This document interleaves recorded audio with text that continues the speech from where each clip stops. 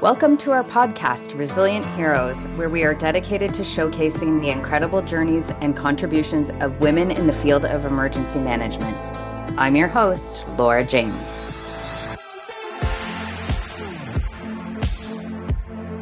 Welcome, Resilient Heroes. This is going to be a super exciting episode for all of my listeners. Today we have with us what we call one of the pioneers of emergency management here in Canada. Her name is Suzanne Bernier. She is an award-winning resiliency and crisis management specialist. She is a speaker, an instructor, and she's also the author of Disaster Heroes. So welcome, Suzanne. We're so happy to have you. Thanks, Laura. It's great to be here. Thanks for having me. I'm going to start sort of right out of the gate with, what inspired you to pursue a career in emergency management and, resiliency and business continuity? What was it that sparked your interest in this field? Well, it was in a really indirect way, which is how a lot of us came into the field way back in the day, 25, 30 years ago. Yeah. So I originally was in the journalism field, and that's what I went to school for. And then that was one of my first jobs, was as a news reporter and anchor for a radio station in Northern Ontario. And then in a very indirect way, an election happened, and I ended up moving to Queen's Park to be a press advisor to a couple of cabinet ministers. From there, I ended up moving within the Ontario government as a crisis communications professional and a bilingual media advisor. And they assigned me to the public safety division at the time for the Ontario government, which included Emergency Management Ontario, which was then called Emergency Measures Ontario. That's how old I am. Now we're really dating ourselves. Exactly. And then the fire marshal's office, when they were separate, the coroner's office, Center for Forensic Sciences, and the OPP. And then I really just took, well, of course, how could you not really, once you get into the field, you're just attracted to it. You're bitten by the bug. Noticed, I thought, I don't want to just be talking about what these uniformed field officers are doing and going and helping communities. I want to be one of those field officers. So I went to the director at the time, and that's basically what I said. I don't want to be the media person talking about what these guys are doing. I want to do what these guys are doing. So they sent me, fortunately, to the only school at the time that as well as I do at the time was with the federal government, the Emergency Preparedness College. So they sent me there, and I took all the courses and had some amazing mentors along the way that I met through all of these, retired police chiefs and fire chiefs from all across Canada that were going there. And it was just an incredible immersive training opportunity that I've yet to see since then. And so did all that, came out, there happened to be a field officer position opening. So I applied for it and interviewed for it and basically got it, but then had to talk my way into it because I was brought aside afterwards and said that I did great in the interview, but they were concerned about my safety because as emergency officers at the time, there were only 4 officers to cover the whole province. So we were only deployed individually. We didn't even have teams to deploy. No teams. No, so they thought, safety-wise, a lone young woman traveling in all hours of the night to all, places in different communities and stuff, they were worried about that. There had never been a female uniformed officer before, so that was their main issue. And I said, okay, but what's the difference between, my safety and something could happen to me on the way to whatever community compared to one of the other uniformed field officers who might get a heart attack on the way there or something. So anyway, so that's how I became the first female uniformed field officer for Emergency Measures and then Emergency Management Ontario. And then I fell in love with it like we all do once we get into it, and I've never been able to leave. You opened the door for so many female field officers after you, which is so amazing. But it's also interesting because, a follow-up question I would have asked were, have you faced gender-based biased in the field, and you really did from the very first day. Right. Yes. Yeah. I had to fight to get that position and defend why it should be just as safe to send me as any of my other colleagues. Mm-hmm. And so tell me where you went from there. So at following field officer, how did you grow your career? It was, just in really looking at and being open to other opportunities as I started wanting to become familiar with different areas, different industries. So originally, I started off as a field officer, and then one of my responsibilities is because I had in my territory a couple of nuclear Mm-hmm. facilities that I also worked with. And then I became really interested in the nuclear side of things. And so I did my stint with EMO as an officer for almost 5 years. And then I was tired after kind of being on call Yeah. for almost 5 years of my life all the time and missing a bunch of main events and stuff. But it was all worth it. However, I decided, you know what, I'm gonna now look for something maybe on the nuclear side. So I ended up joining the federal government and moving to Ottawa for a while and being the emergency preparedness officer for the Canadian Nuclear Safety Commission. And that was a really eye-opening. I really enjoyed knowing a lot more about the nuclear industry, going to look at and evaluate the large exercises that were Mm. happening annually in these communities. So yeah, I did that, and then came back to the province afterwards. And all of a sudden, people were talking about business continuity in the Ontario government. And this is back when no one was really talking about Yeah. business continuity except a Brand new certain amount of buzzword. people. Yeah, exactly. Except for, those who were regulated back in the day. Right. And so all of a sudden, I was assigned to this team um, in the provincial government to look at training all these people now who had been assigned these business continuity roles within all of our ministries, but nobody knew what exactly that meant. What does that And mean? so we didn't really know what it meant either at the time. So we all were sent for the training from DRI and got our certification training. And then one of our roles as this team that were just really, our goal was to train anybody else who was identified as a business continuity coordinator for the Ontario government, and Mm-hmm. to have these training sessions. And we'd hold these monthly training sessions. And so all the BC coordinators would come together in a room, and we would spend half a day just going through whatever the next stage was in the business continuity process. And then it ended up that I got asked by one of the agencies that was part of this training if I would join them and develop their first emergency management and business continuity program. And so I did. And that's what brought me to an agency within the Ontario government, the Workplace Safety and Insurance Board. Mm. And that's what You brought were me poached. to, yes, yes.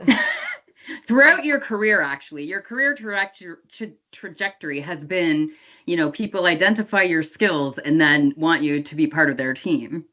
Yeah, yeah. And being open to it.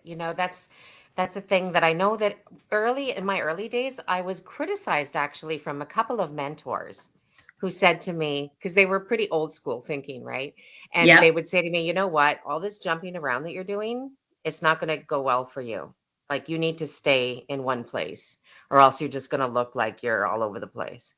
But that wasn't the way I viewed it. I viewed it as I want to be able to grab onto any opportunity that I really want. I wasn't going to grab onto anything that was offered to me, but Exactly. anything that I was interested in, why not? I wanted to be able to open myself up to whatever else I could learn from all of the other industries that were still out there.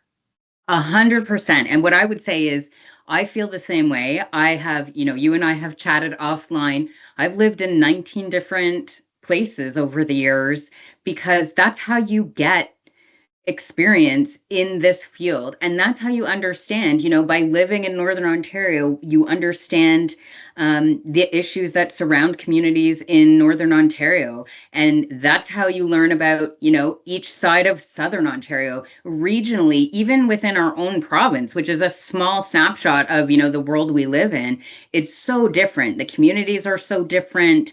The programs are so different, and the needs of the people are so different. And it's you come to the table with such greater understanding of our species when you've had those experiences of moving around. That kind of leads into the other side of me that has kind of got me involved in volunteering after a lot of different emergencies, particularly after a lot of the larger mass attacks that have happened in the US and other places in the world. I went to work for the WSIB, the Workplace Safety and Insurance Board, and timing wise also, this happened that sometimes where I've been just happened to be because I was at the right place at the right time, speaking at the right conference with the right people there, that kind of thing. So what happened from WSIB was we had just gone through SARS. We hadn't had our first pandemic yet, H1N1, which nobody remembers now. But anyway, we were just dealing with SARS and how we didn't deal effectively with it. And so one of the first tasks that I was tasked with by the president at the time of WSIB was she wanted us to have the best pandemic plan that we could create for the province, specifically for all of the workers of Ontario.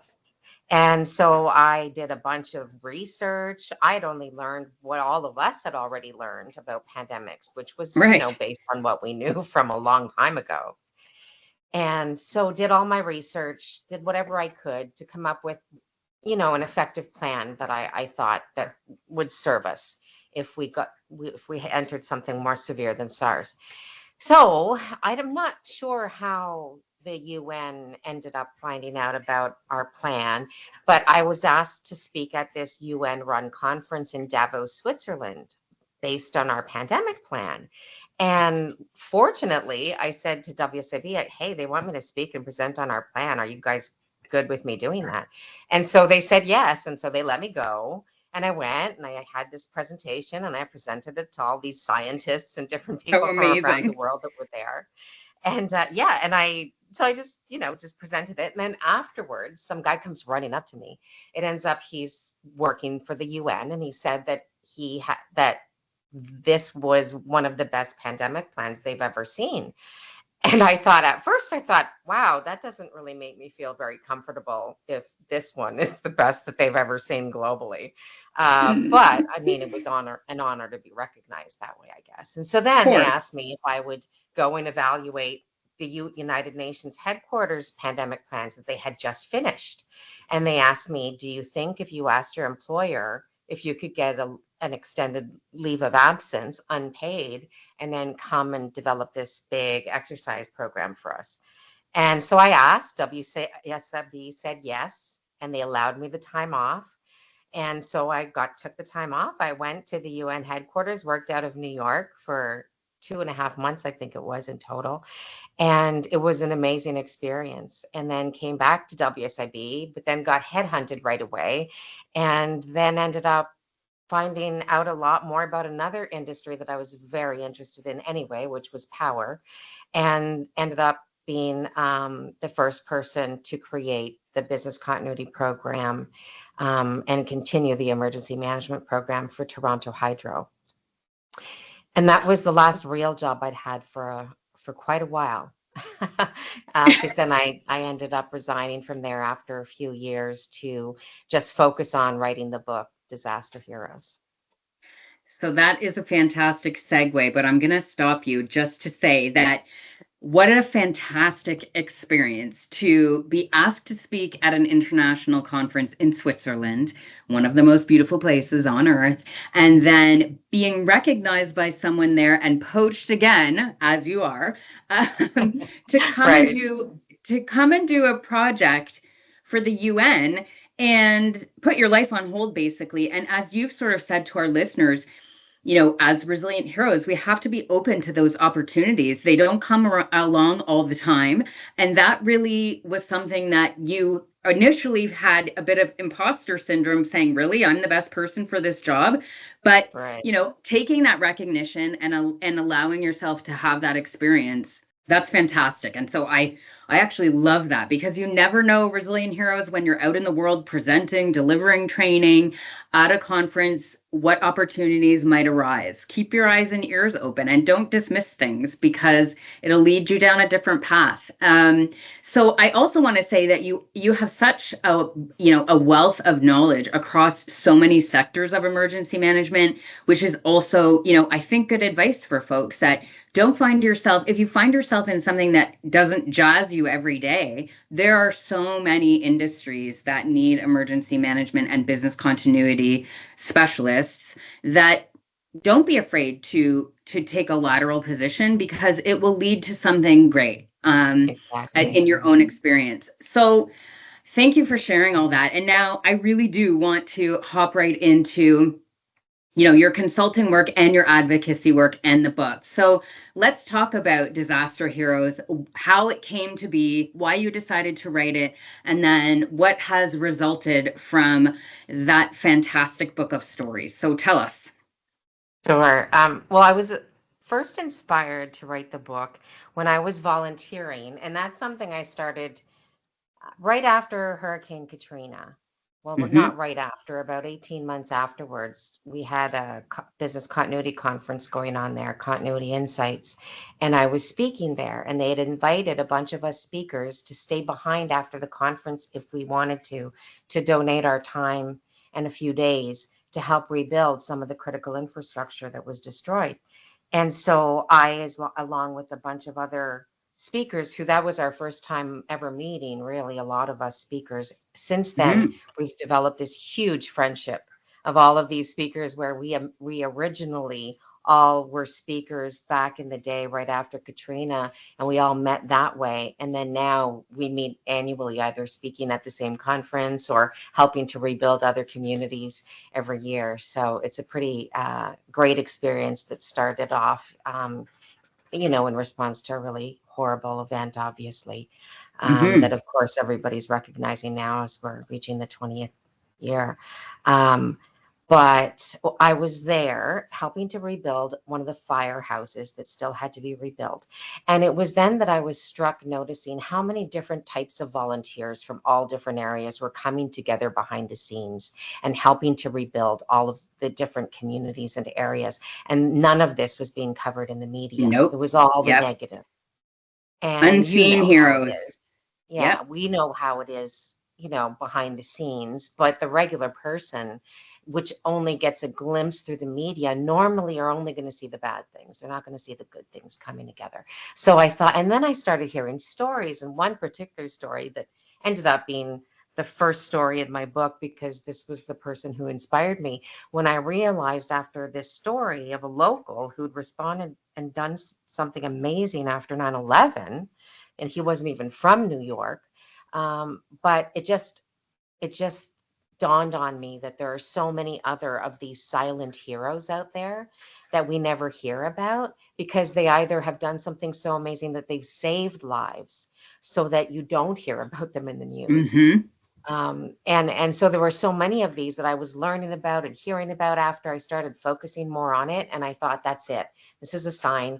If the media aren't going to write the good stuff about it, then I will. And I kind of melded together my journalism background with my emergency management background, and it kind of was a super good fit in the end. And I was able to contact and reach out to and sit down and meet person to person with all of these amazing heroes from around the world that had responded to all of these disasters that we'd all had at least seen on the news within our lifetime. And you really have created quite a network and following of disaster heroes. Are there any that you want to mention or highlight for the listeners? Get them going to the site to buy the book. Well, actually, yeah, they could just come to me, send me a message if they go to my site just at SuzanneBernier.com. And then you can get a signed copy at the same time. Yeah. However, yeah, one of the stories that I focus on, and I call them sheroes. They were my first sheroes that I identified in the book, and they were a mother-daughter team Rebecca and Genevieve Williams. And they started off as my subjects for one of the chapters of my book, and what they did in response to the Joplin tornado that happened several years ago that destroyed part of that community. And they ended up starting the first ever Facebook page as a result, that was created as a result of a community emergency.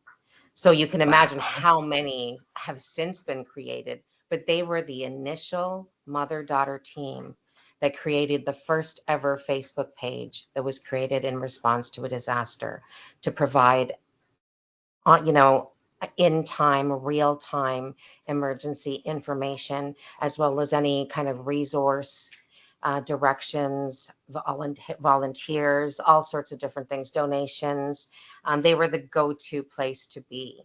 And when I heard about what they did, I thought, this is just a perfect opportunity. This is exactly what I'm looking at or looking for, to focus on heroes that are not just your everyday heroes that, reach into the water and pull somebody out before they drown. However, I do have one of those heroes as well. But just to say that there are some creative ways that people have risen up and responded after disasters. And these women were the first ones who championed this creative new way back then, which now is a norm. But if we think even just back 10 years ago, social media was still just being adopted by some of our most critical infrastructure, as well as our law enforcement and fire department agencies, et cetera. So they were first and foremost out there leading the way in how to use social media, particularly Facebook, effectively after an intense tornado situation like that. And do you find a common thread among all your disaster heroes that really is something you can identify that, are qualities of these heroes?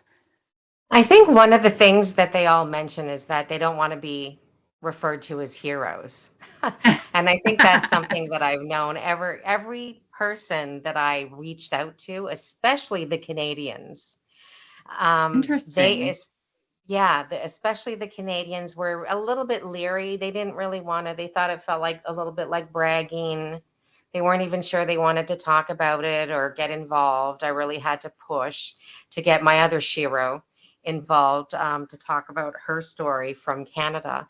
And it took a lot of arm twisting to get people to talk. But then once they start telling their story, I mean, it's wonderful to hear their stories, especially delivered by them, which was amazing to sit down with them and meet these heroes and hear them retell their stories to me. I just felt so blessed to be able to have them share those opportunities with me and the lessons learned from their perspective on responding in very different ways than we have normally been trained in the field of emergency management. And that's kind of what I wanted to highlight as well, is that there are not just our traditional structured ways of responding, but there are so many other innovative ways that we really need to open up our space to ensure that we're just, using everything we can to help respond effectively during whatever disaster we may face. I absolutely agree and think that is fantastic, but it's no surprise that folks don't want to be labeled a hero. Nobody thinks their individual work is valuable or is of as much value as it is. And same for our resilient heroes. They say, well, I just work in emergency management. It's not anything special, but people's work is important. And those folks that are bringing what is needed to the communities outside of the box because they've identified a need, not because it's their job, but because they want to bring something to their own community. That's a different level of engagement. That is I think true of a lot of women in emergency management, but I think it's something very special that is outside of, folks' 9 to 5 jobs. So I love that you highlight that. So in addition to sort of the threads that you have seen through, is there anything else that you have sort of run into on your path that you find particularly rewarding, that keeps your sort of nose to the grindstone? Because it's a lot of work to always be excited about your job. It is. And the way I guess I I'm able to look at the positive side besides writing the book Mm-hmm. and focusing on the positive side of disasters and the heroes that respond. But one of the other stories that I focused on was somebody who established something called the New York Says Thank You Foundation. But from it was an offshoot project that was called Stars of Hope. And it was just this project that would appoint volunteer groups or school children to cut and make these 1 foot by 1 foot kind of plywood, they called Stars of Hope. And they would ask the volunteers or the school children to draw whatever they thought would make them smile if they were going through a disaster or were having a tough time, and what they would want to see when they came back into Amazing. their community. And so they started just drawing images and colors and brightness. And then everybody afterwards, once they paint the star, they have an opportunity to flip it over and then write down a personal message of hope to whoever is going to receive that star. And they choose, each community who paints these stars, choose where they want it to go. It could be a disaster that they've just witnessed on the news. It could Mm-hmm. be somewhere that just happened down the street. It could be just wherever they see hope is needed. And we send a bunch of volunteers and we go and put these stars all over the place. And so some of the areas where we've unfortunately had to go with these stars have been areas of terror and trauma, like San Bernardino after a huge terror attack that happened there, as well as a lot of the other terror attacks and mass active shooter incidents that have happened in schools and other public venues.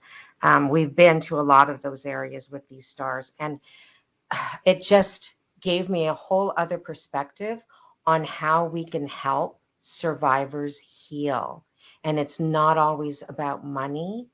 No. It's also Yes. about just the human kindness and bringing people out of that deep, dark hole they're in, especially when it's that kind of a disaster that's so traumatic that they've witnessed or been a part of and lost people because of it. Having these stars and seeing how emotional the recipients are, active shooter attack survivors receiving these stars and giving them strength to go on. And then them contacting the Stars of Hope organization to say, Ah, we want to paint it forward and we want to ah. survive and thrive and paint and bring those stars to the next community. And so that's been going on for several years now, and it's just a beautiful movement that has now touched almost, I think, over 70 countries around the world. And that's So, really what has inspired me along the way. yeah, and I mean, to hear that, I get goosebumps. I'm sure some of our listeners are getting goosebumps. It's really sort of one of the only programs of its kind that is bringing that kind of love and hope to communities. And to see some of the pictures that you have shared with me, what an amazing time for those communities. And to hear that those communities were so touched emotionally by that outreach that they are painting it forward. How amazing is that? So, if I were to say what are one of, some of the most rewarding times in your career, I'm guessing that being part of, the delegations that go present these Stars of Hope have been really fantastic for you. Yes, that's just been a highlight that I could never have predicted and never have planned. The avenue that, I found them or they found me. And that as well, just like emergency management, where it just lost my heart right into it and never looked back. Stars of Hope was the same kind of thing. But the other thing that was another opportunity, I guess, that I had, and it goes back to what you were talking about, how keeping yourself open to other opportunities and Mm-hmm. always remembering that if you're speaking somewhere, someone could be in the audience that could be your next opportunity. So here's what happened at another opportunity. So I was speaking about disaster heroes at this conference in New Orleans, and it was right after I had launched the book, which I launched in the New Orleans Fire Department headquarters, by the way. But Love so I was that. talking about the book at this conference, and then all of a sudden, somebody from FEMA runs up to me And she starts talking to me about, FEMA is now really looking at highlighting exactly what you're talking about and bringing in individuals to these emergency preparedness awards ceremony. And we're having this ceremony in a few months. And we want to know if you could be the guest speaker. And I said, wow, sure. I said, sure, right away. The opportunity to speak, on behalf of disaster heroes at a FEMA event was a great opportunity. But not only that, then she says to me afterwards, she says, oh, and for the first time, we're holding the awards at the White House. So right away, Suzanne, oh my God, I can't believe I'm going to be speaking. So just like less than 4 months later, I was on a stage speaking at the White House about disaster heroes and giving 21 copies, signed copies of my book to these 21 recipients who received the FEMA Community and Emergency Individual Preparedness Awards, which was definitely a highlight of my career. I could never have planned that I'd be speaking at the White House one day. I mean, Suzanne, when you look back at the experiences you've had just from having an open mind, they're life-changing, really. I think is the message to our listeners. Our women who are in this field and feeling sort of downtrodden or need a new spark, volunteer, volunteer to speak, volunteer in a community. Look up something like Stars of Hope. Find a place where you can be reinvigorated, because really that has kept the light going for you for 2 decades. Yeah, it has, literally.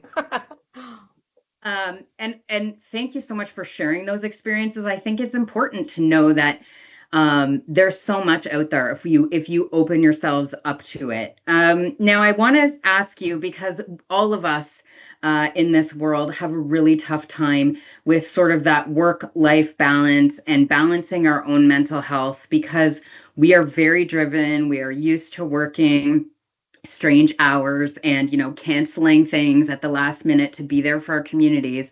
But have you been able to find over the years a way to, set boundaries for yourself, or have a routine, or do something within your own community that brings you back to a state of peace? It's been a challenge. Mm-hmm. And I know as practitioners, we go around and, sometimes we forget to practice what we preach. 100% we do. Yeah. And I mean, the pandemic actually kind of woke me up to the fact that, wait a minute, I need a life as well to be able to focus on. And so some of the things that I like doing are, I like kind of being involved in community theater. And so that kind of takes all of my attention away for a few hours at a time. And that's the only kind of way that I'll really stay focused on something, I find. And so doing something like that I'm really interested in, that I'm going to immerse myself into for a few hours, even just a few hours a week. So something like community theater, but it's not necessarily that. It could be whatever it is. I love walking my dog Hero. So we do long walks on the beach, literally as well.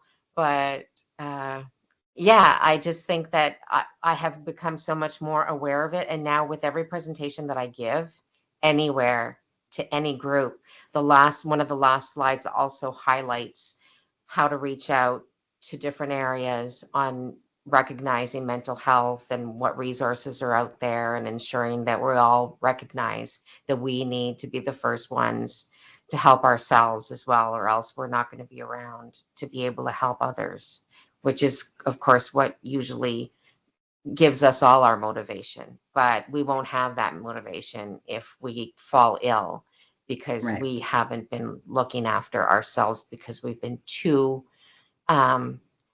concentrating on looking after others all the time.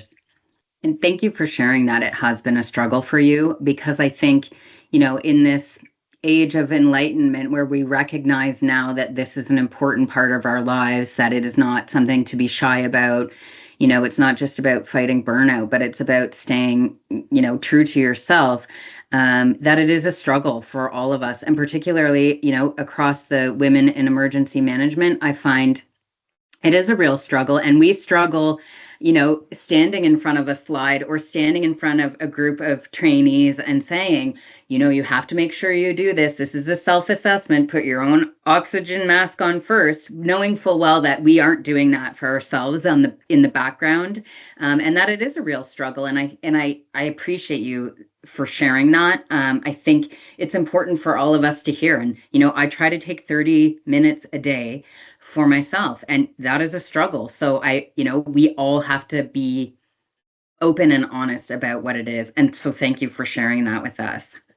Yeah, you're welcome. But you're right. It's all about being open and honest about it. And I think now more than ever, everybody's starting to get it and realize it, but we still have to keep reminding ourselves and everybody else in the community. So I'm going to ask one final question of you, because we're reaching the end of our time here, and you have such a wealth of experience that I'm wondering, from your perspective, are there changes specifically to the field of emergency management or business continuity and resilience that you would like to see for women specifically? That's a great question. I would love to see more opportunities to be able to empower women, specifically the younger women who are looking at what career to go into and how to. I think that we do have a good amount of people that are entering the industry now, but I would like to ensure that it stays that way. I know that I've seen university and college programs in emergency management shut down in recent years. And I think that's something that's troubling, and I hope is not going to keep going down that path. But I'm just hoping that we can have more opportunities available to train, specifically, like I said, young women who are just entering the field. I'd love to see more of, mentor services where we can offer. I would love to have been, and you probably feel the same way, when we first entered. It would have been great if we had some female mentors at the time to be able to guide us, right? So I would love, for more of a network to be developed so that can happen. So that we can all share all of the experiences we have or have encountered, regardless of how long we've been in the field or not. Mm-hmm. We all have different things and experiences to share and bring to the table. So however we can try to empower our youth and women specifically on becoming and recognizing that they can become resilient crisis leaders. They can do it too. Yes. Suzanne, I have had so much fun chatting with you this afternoon. You truly are a leader in this field, not just in Canada and North America, but recognized worldwide. Thank you so much for sharing your journey with us this afternoon. I will be seeing you a week from now. We will be in New Orleans together at the National Hurricane Conference this year, where you are joining a couple of panels to talk about your experiences and the initiatives that you work on. That's amazing that you will be there and be highlighted. And I think it will be an interesting year to see, 20 years later, how the city has fared. And as a team of responders and emergency managers and NGOs, what does it look like 20 years later? And are we still hitting the same topics, or how far have we advanced? So I'm really excited about that opportunity. Yes, I am too. I look forward to it. I think we're on the same plane together, so we'll have some. I believe we might be. I'm sure. So, Suzanne, I'm going to say thank you so much for joining us this afternoon. I am going to link the show notes to your LinkedIn page, and Suzanne is open always to chatting with leaders in the field, people who are interested. So please, she is one of the mentors out there for you, and feel free to connect. And Suzanne, thank you so much. I look forward to seeing you next week. Thank you, Laura. Have a good weekend. You too. Bye. Bye. The opinions expressed on this podcast are those of the hosts and guests and do not necessarily reflect the views of Buffalo Computer Graphics. All content is for informational purposes only. Are you or someone you know a resilient hero and would be interested in contributing to our podcast? We would love to hear from you. Please contact us at RHpodcast@buffalocomputergraphics.com.